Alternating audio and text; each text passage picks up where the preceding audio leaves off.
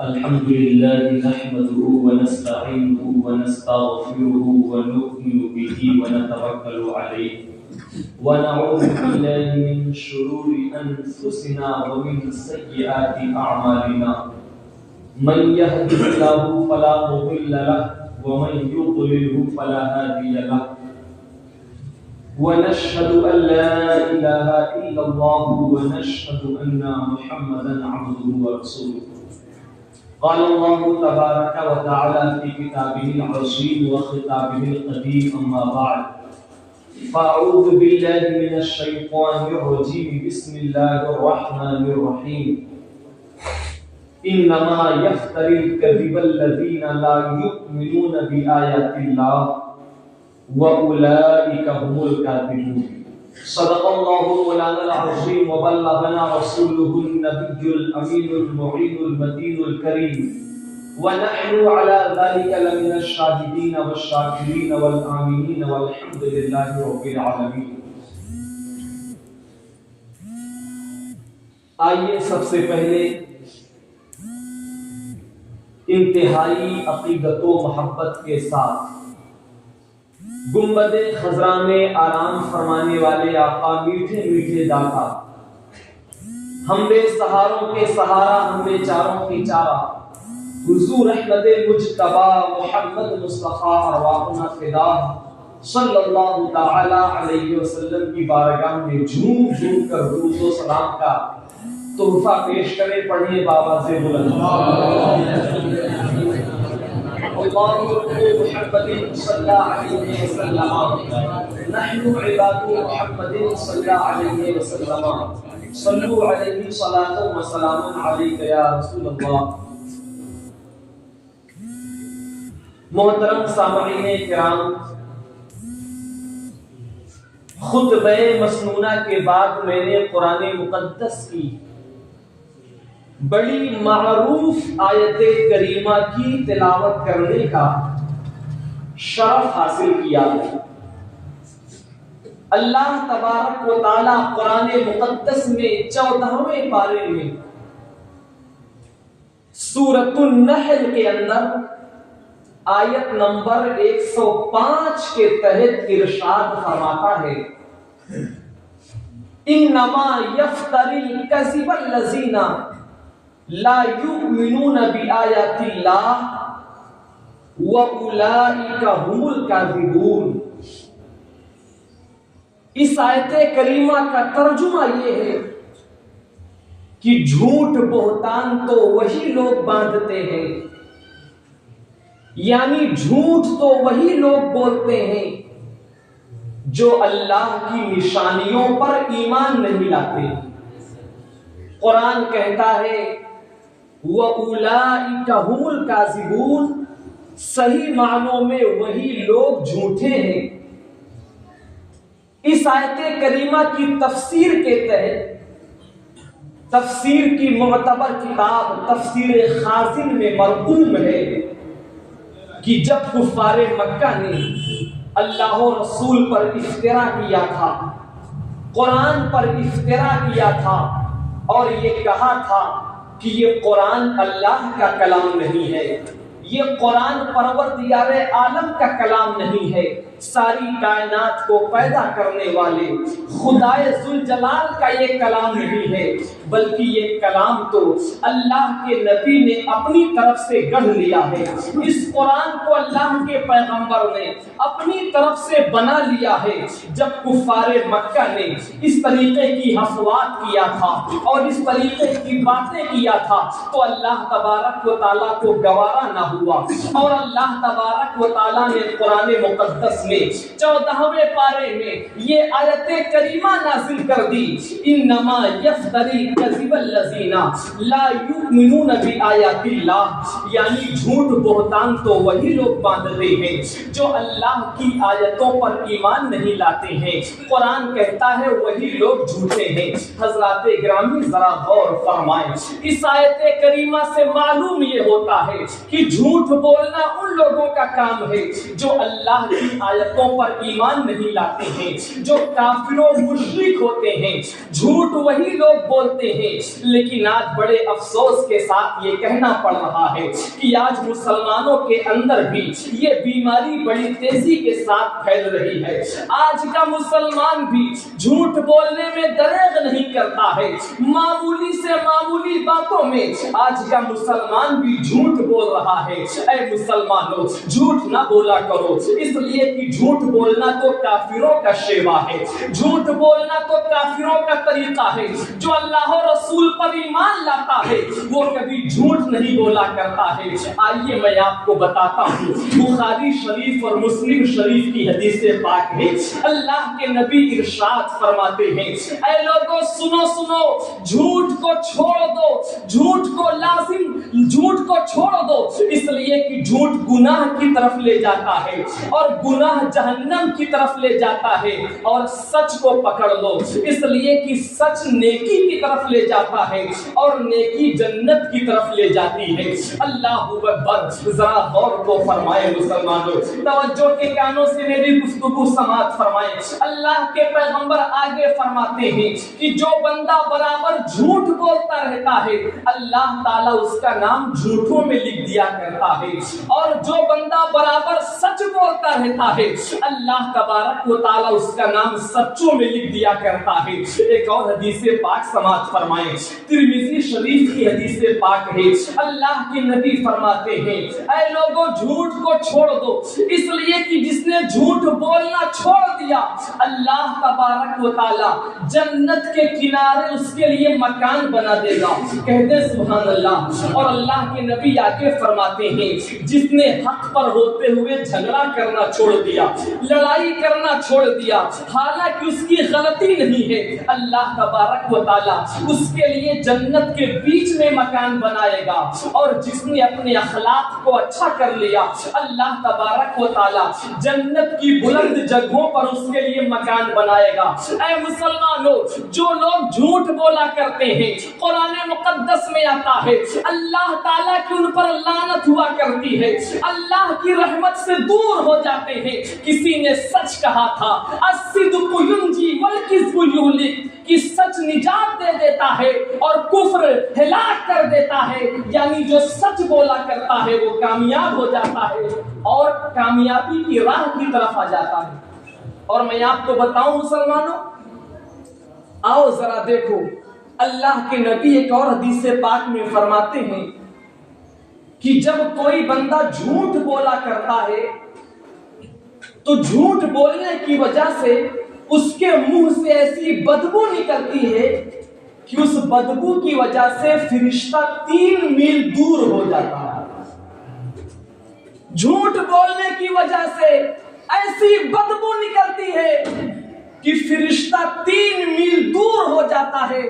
قرآن کہتا ہے لعنت اللہ علی الکاذبین، اللہ کی لعنت ہو جھوٹوں پر۔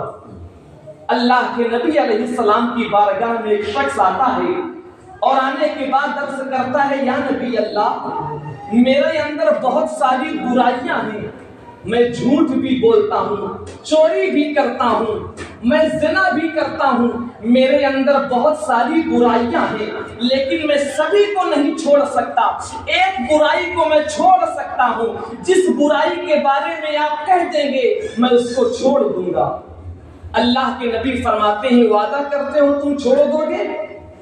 اس نے کہا ہاں یا رسول اللہ، وعدہ کرتا ہوں، میرے اندر بہت ساری برائیاں ہیں، چوری بھی کرتا ہوں، زنا بھی کرتا ہوں، جھوٹ بھی بولتا ہوں، لیکن میں سب کو نہیں چھوڑ سکتا، ایک بیماری جس کو آپ کہہ دیں گے اس کو چھوڑ دوں گا۔ مسلمانوں قربان جاؤ، اللہ کے نبی نے یہ نہیں فرمایا چوری کرنا چھوڑ دو، یہ نہیں فرمایا زنا کرنا چھوڑ دو، بلکہ اللہ کے نبی نے فرمایا سنو، تم جھوٹ بولنا چھوڑ دو، جھوٹ بولنا چھوڑ دو۔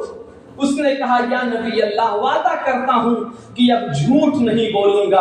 آؤ ذرا دیکھو، قربان جاؤ مسلمانوں، عرب کے لوگ بڑے پکے ہوا کرتے تھے، اپنی باتوں کے دھنی ہوا کرتے تھے، زبان کے پکے ہوا کرتے تھے، جو کہہ دیتے تھے اس کو نبھایا کرتے تھے. اب وہ گھر جاتا ہے، جانے کے بعد دوسرے دن چوری کرنے کا من کرتا ہے، لیکن دل میں خیال آتا ہے میں چوری کیسے کر سکتا ہوں. اللہ کے نبی کی بارگاہ میں حاضر ہوں گا، اللہ کے نبی پوچھیں گے یہ بتاؤ تم نے چوری کیا تھا. میں جھوٹ تو بول نہیں سکتا ہوں، اس لیے کہ میں نے وعدہ کر لیا ہے، اور اگر سچ بولوں گا تو میرا ہاتھ کاٹ دیا جائے گا، مجھ پہ سزا نافذ کر دی جائے گی، میری بدنامی ہو جائے گی. اللہ اکبر، زنا کرنے کا من کرتا ہے، دل میں خیال آتا ہے اگر میں زنا کروں گا. اللہ کے نبی نے پوچھ لیا زنا کیا تھا تو جھوٹ تو بول نہیں سکتا ہوں، اس لیے کہ میں نے وعدہ کر لیا ہے، اور اگر سچ بول دوں گا تو 80 کوڑے لگائے جائیں گے، بڑی بدنامی ہو جائے گی. ایک ایک بیماری کا خیال آتا رہا، ایک ایک گناہ کا خیال آتا رہا، اللہ کے نبی کا بھی خیال آتا رہا. سارے گناہوں کو چھوڑ دیتا ہے، رات کو سوتا ہے، صبح ہوتی ہے، اللہ کے نبی کی بارگاہ میں حاضر ہوتا ہے. اللہ کے نبی پوچھتے ہیں یہ بتاؤ تم نے چوری کیا تھا؟ اس نے کہا بالکل نہیں کیا تھا. زنا کیا تھا؟ بالکل نہیں کیا تھا. شراب کیا تھا؟ بالکل نہیں کیا تھا. اس نے کہا یا نبی اللہ، میرے ماں باپ آپ پہ قربان، آپ نے میری ایک بیماری کو چھوڑا دیا ہے، اللہ نے اس کے صدقے میں میری تمام بیماریوں کو دور کر دیا ہے. اے پروردگار عالم، تو نے بڑا پیارا رسول بھیجا ہے، ایک بیماری کو دور کر دیا، ساری بیماریاں خود بخود دور ہو گئی، مجھے کہہ لینے دیا جائے. شاعر نے کہا تھا یوں نور سے لبریز سمندر نہ ملے گا، آقائے تو عالم سا پیغمبر نہ ملے گا. اللہ کے پیغمبر نے ایک بیماری کو چھوڑ دیا، اللہ تعالیٰ نے اسی کے صدقے میں ساری بیماریوں کو چھڑوا دیا. اور کیوں نہ ہو مسلمانوں، اس لیے کہ جھوٹ کو حدیث پاک میں ام الکبائر کہا گیا ہے. ام الکبائر کا معنی ہوتا ہے تمام گناہوں کی ماں، تمام گناہوں کی جڑ، تمام گناہوں کی اصل. چونکہ جھوٹ کو حدیث پاک میں تمام گناہوں کی اصل کہا گیا ہے، اس لیے جو بندہ جھوٹ بولا کرتا ہے، ہمارے بزرگ اکثر فرمایا کرتے ہیں کہ ایک جھوٹ کو چھپانے کے لیے ہزاروں جھوٹ بولنا پڑتے ہیں. آپ کا بھی تجربہ ہوگا، ایک جھوٹ کو چھپانے کے لیے 100 جھوٹ بولنا پڑتے ہیں. اور کبھی کبھی ایسا ہوتا ہے کہ ہم لوگوں سے ایسا سوال کر دیتے ہیں کہ سامنے والا مجبوراً جھوٹ بول دیتا ہے. چونکہ یہ سیکھنے کی جگہ اس لیے بتا رہا ہوں. اے مسلمانوں، مثال کے طور پہ اگر کوئی سفر سے آیا ہے، آپ جانتے ہیں کہ سفر بڑا مشکل ہوتا ہے، نہ کھانے کی اللہ اکبر کوئی سہولت ہوتی ہے، نہ سونے کی کوئی سہولت ہوتی ہے. سفر کو السقر کہا گیا ہے، یعنی سفر عذاب کا ایک ٹکڑا ہے. انسان کو سفر میں بڑی تکلیف ہوتی ہے. اب کوئی باہر سے سفر میں آیا ہے، سفر سے لوٹ کر کے آیا ہے، ہم اس سے سوال کریں آپ کا سفر کیسا رہا، تو مجبوراً وہ کہہ دے گا ماشاءاللہ بہت اچھا سفر ہو.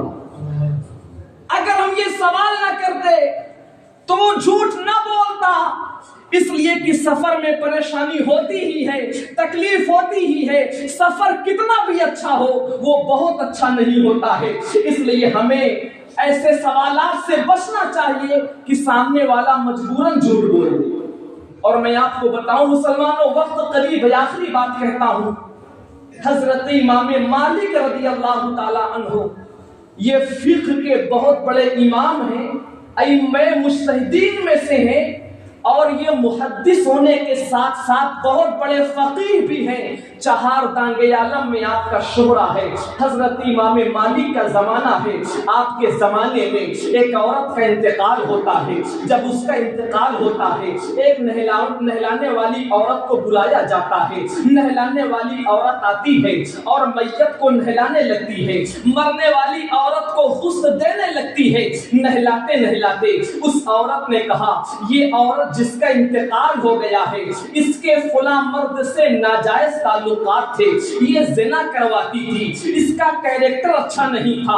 اللہ اکبر، نہلانے والی عورت نے ابھی اپنی زبان سے یہ بات نکالا ہی تھا کہ اس کا ہاتھ میت سے چپک جاتا ہے۔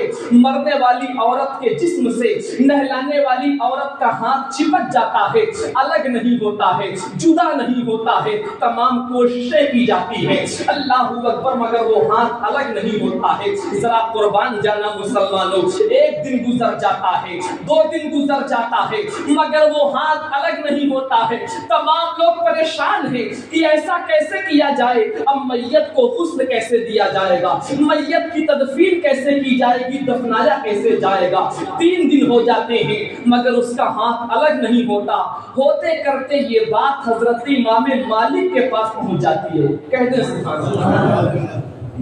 امام مالک رضی اللہ تعالیٰ عنہ بہت بڑے عالم دین ہے، اللہ کے ولی ہے، آپ کی بارگاہ میں یہ مسئلہ پہنچتا ہے اور لوگ کہتے ہیں حضور آپ تشریف لے چلے ہمارے ساتھ، اس لیے کہ بہت بڑا معاملہ پھنسا ہوا ہے، کیسے دفنایا جائے گا، کیسے تکفین کی جائے گی۔ اللہ اکبر، اتنا سننا تھا، حضرت امام مالک رضی اللہ تعالیٰ عنہ تشریف لاتے ہیں، اللہ کے ولی تشریف لاتے ہیں، اور آنے کے بعد غسل دینے والی عورت سے کہتے ہیں یہ بتاؤ اس مرنے والی عورت پہ تم نے جو تہمت لگایا ہے اس کو ثابت کر سکتی ہو کہ نہیں کر سکتی ہو؟ کہتے ہیں سبحان اللہ۔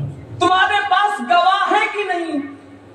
اگر کوئی زنا کی تہمت لگا دے تو 4 گواہ کی حاجت ہوتی ہے، 4 مرد ہونا چاہیے جو گواہی دے دے کہ ہاں ہاں اس نے زنا کیا ہے۔ امام مالک فرماتے ہیں یہ بتاؤ تم نے زنا کی تہمت تو لگا دیا ہے، زنا کا الزام تو لگا دیا ہے، تمہارے پاس 4 گواہ ہیں کہ نہیں؟ اتنا سننا تھا، اس عورت نے کہا نہیں اللہ کے ولی میرے پاس کوئی گواہ نہیں ہے، میرے پاس کوئی ثبوت نہیں ہے، میں نے سنا تھا، میں نے کہہ دیا، میں نے جھوٹی تہمت لگا دی ہے۔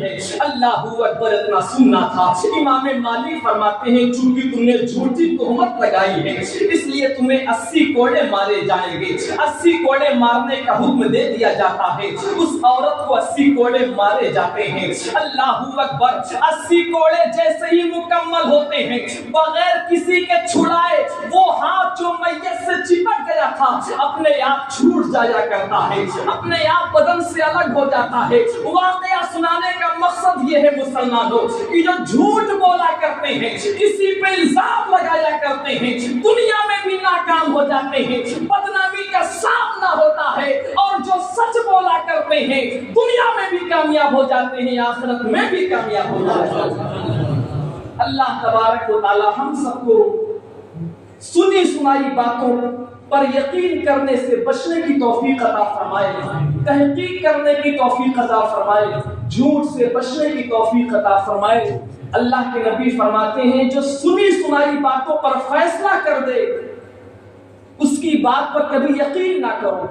اس لیے اگر آپ کسی بات کو سنیں تو پہلے تحقیق کریں، پتہ لگائیں، اگر واقعی وہ بات صحیح ہے تو اس کو صحیح مانیں، ورنہ اس کو پھینک دیں۔ اللہ تبارک و تعالیٰ سے دعا ہے کہ میرے بولنے میں جہاں بھی غلطی ہوئی ہو اللہ معاف فرمائے، اور جو کچھ میں نے کہا پہلے مجھے بعد میں آپ کو عمل کرنے کی توفیق عطا فرمائے۔